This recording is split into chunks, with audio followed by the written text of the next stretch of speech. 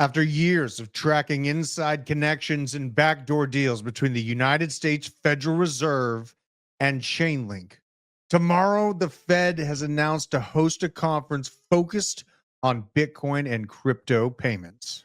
The writing has been on the wall for so long. Even the likes of BlackRock have known this is coming, integrating their GitHub as well as the New York Fed with Chainlink and the CCIP. But folks, tomorrow, the Federal Reserve and the conference led there within is going to expose the inside players that are literally making the next version of money happen in front of God and country. Now, this is a massive, massive step in the solidification that crypto is here to stay. So let's take a look at what to expect from the Federal Reserve's conference coming up. The Fed is set to host a conference October 21st, just one day away. Expected to make some waves across the crypto space. As you can see, Chainlink is absolutely loving the news, up 8% nearly on the day, but the broader crypto markets are also making a rally for themselves. Now, this is dubbed the Payments Innovation Conference. This is an event that's going to bring together several leading experts from the decentralized finance and crypto sector to engage with the central bank on a number of topics. But the real excitement is the position that Chainlink has solidified within this conversation with the Federal Reserve and the leaders of the crypto industry. They're going to be hosting this conference with not just Chainlink, but Paxos, Circle, and Coinbase, among many other participants. But look where Sergey Nazarov, co-founder of Chainlink, lands right front and center at the very top of the main speakers of this event. You also have Jackie Resses.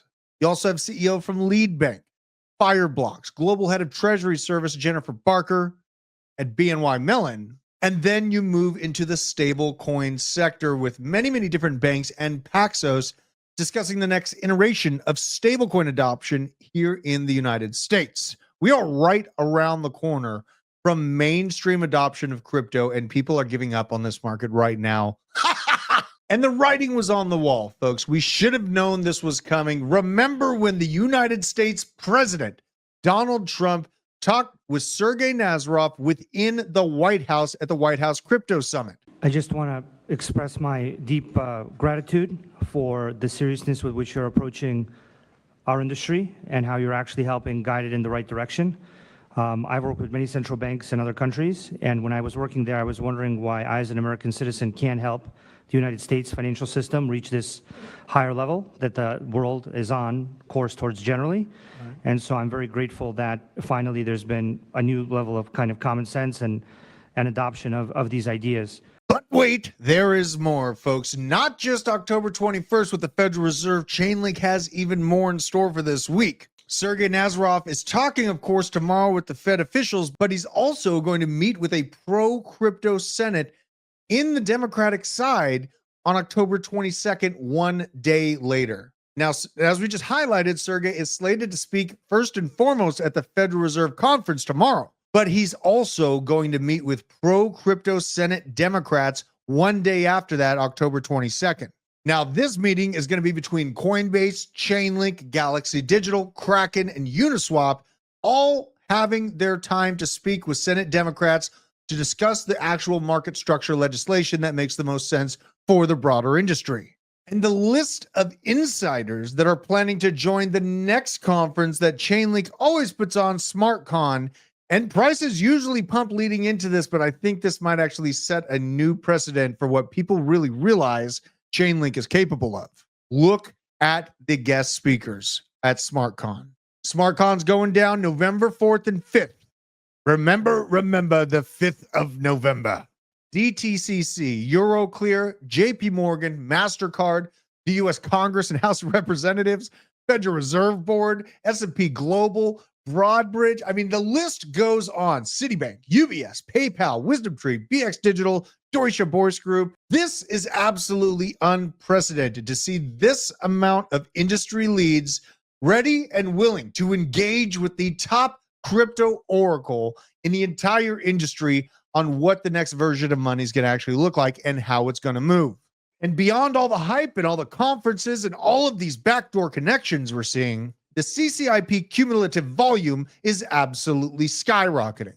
The transfer volume just hit $7.7 billion. That's the same day last year. It was at 375 million. Massive, massive growth, 1,972% increase. And that's just within 12 months, as highlighted by the Link Marine One. And shout out to all my Link Marines out there.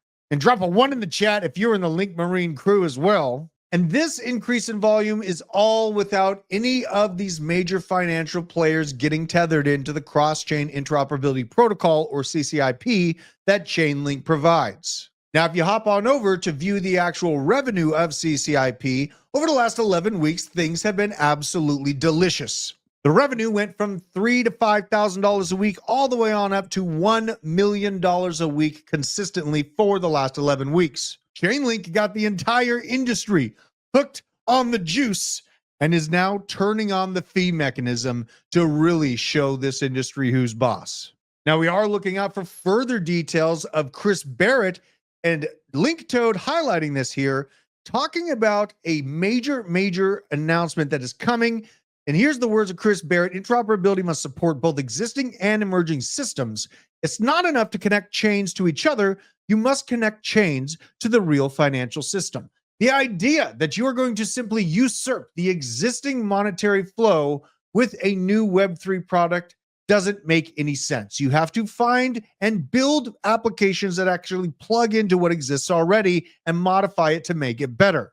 I've seen many people get discouraged about this market and the action of price so far, but what I see on this chart is a simple, continuous set of higher lows and real-world application and utility finally being implemented across the board for crypto and soon to be the Federal Reserve and the US monetary system.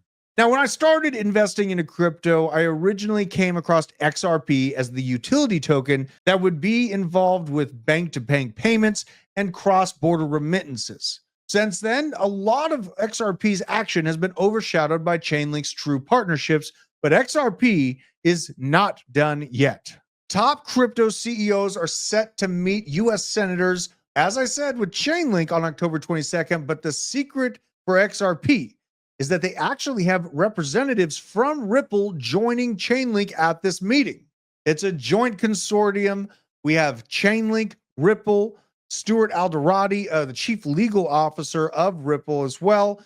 And then we have Galaxy Digital's Mike Novogratz, Kraken, David Ripley, and Uniswap's Hayden Adams, along with Circle's Dante Disparte. It is important to note that the ecosystem of money transfer as we know it is very, very broad.